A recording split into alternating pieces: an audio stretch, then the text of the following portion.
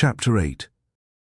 Various matters concerning the above-named Convocation, its origin and chief manager, with comments by different parties. As Marcellinus was appointed by Honorius, the emperor, not only to collect the men of the conference and preside in it, but to act as judge. In its close, we should naturally expect that before he performed this important service, he would have recounted the arguments or the parties in their long debates on both sides. But nothing of the kind was done in this case, and all the complaints of the Donatists of their many and cruel persecutions by their adversaries were passed over in silence, as were also their various and able arguments in defense of their scriptural doctrine of church purity. No reference was made to any of the debates of the conference, but the whole argument for his decision by which the Donatists were condemned was grounded on a very obscure account of the decision of a proconsular tribunal about 100 years before, when Donatus was condemned and Caecilian was absolved. The form of his judgment. The language of this document was rather that of advice and admonition than of judicial authority. It was addressed not so much to the Donatists themselves as to those who were supposed to be their abettors in their reputed heresy by favoring their measures, or at least in permitting them to occupy their premises. The original language of the judge may be given in English in the following terms. All men of rank, likewise the managers of farming estates, the agents and tenants of houses of divine worship, as also of private possessions, and the chief men of all the country, by the authority of the edict of the emperor, I admonish that so far as they are mindful of the merit and value of the imperial laws, and of their own welfare and reputation, that they strive together to prohibit the conventicles of the Donatists in the cities and all other places. The term conventicle, in the time of the Donatists, as in later times according to Webster, was contemptuously applied to the meetings of dissenters from the established church for religious worship. With all dissenters from established churches, they are quite common in their more early operations. But this people had church edifices all over the land, which had often been taken from them and converted to Catholic use. This was formerly done by violence, which the contriver of this legal process evidently sought to avoid. The president, after his decision against the Donatists for maturing his main business with them, addressed them in the following manner. As the case now stands, the churches which, by my clemency and the command of the emperor, you have been permitted to occupy to the day of this sentence, it behooves you now to hasten without any delay to surrender to the Catholics, unless you choose rather to perish in the snares of so many imperial decrees, which you may certainly shun by consenting to the Catholic union. The close of the judgment. The conference being finished, said Marcellinus, it becomes the bishops of the Donatists, each one, to return to their homes without disgust or dissatisfaction, since it is determined by the legal power that they must either return to the one true church or give satisfaction to the laws. Threatening of the judge.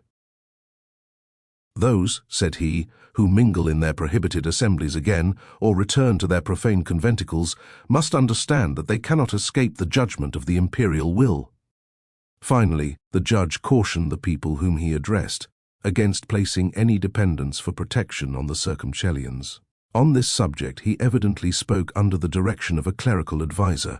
Such was the display of authority towards the Donatists, as rebels against the established church, of the man who soon after was beheaded by the command of the emperor under the charge of treason against the state. Remarks on the doings of Marcellinus as the president of the conference. We have seen that he did not define the punishment of those he condemned. This was not his province, but to make them liable to the punishments enjoined in the existing laws. And a principal complaint of the Donatists against him consisted in his urging upon the authorities the more rigorous execution of these laws. His first and most important object was to gain possession of the Donatist churches for the Catholics, or in other words, for his own party, and in the next place, to hold up before the bishops who refused to give up their churches their liability to punishments of the following kinds. For each bishop a fine of 10 pounds weight of gold, 12 ounces to the pound, or exile to the neighboring islands in the Mediterranean. Marcellinus must have been a new hand at presiding, according to more modern custom, since it is said he spoke almost 600 times during the 3 days of the conference. that is, on an average about 200 times per diem. He often spoke but a few words, which might pass for explanations, but quite a number of his speeches were of considerable length. He was compelled, say his advocates, thus often to speak to counteract the deceptive arguments of the Donatists in defending their errors, and to recall them to the subjects of the debate. The partisan character of these speeches all will well understand. In the main, this ex parte president treated with due civility the people who were evidently prejudged, and who were as sure of being condemned at the beginning of the conference as at its close. Gloomy and perilous condition of almost 300 bishops, and with them, doubtless, many of their brethren of the lay order. They had been drawn from their homes against their wills from the whole region of North Africa, where are now the Barbary states. Here they were in the night season suddenly dismissed, in the midst of their efforts to defend their cause. The judgment was rendered June 26, 411. The tiresome journeys which these much injured men had so lately performed were now to be retraced, generally on foot, the then common mode of travel, and that these men travelled in this way may be inferred from the fact that in many cases they were hindered on the way by sore feet. But amidst all their painful labours in travelling, there was this to console them, although the distances to and from Carthage varied from a small number. To 1,000 or more miles, they could often find stopping places among their own people, so thickly were they settled all over the country. Why did they go to the conference at all? May be asked. They had no choice, since by the edict they must go, or forfeit their churches to the Catholics. Comments on the Emperor's Edict. This edict, like others of the kind, was doubtless formed under clerical dictation, since we may say of it as Neander said in another case, it was too theological for an emperor.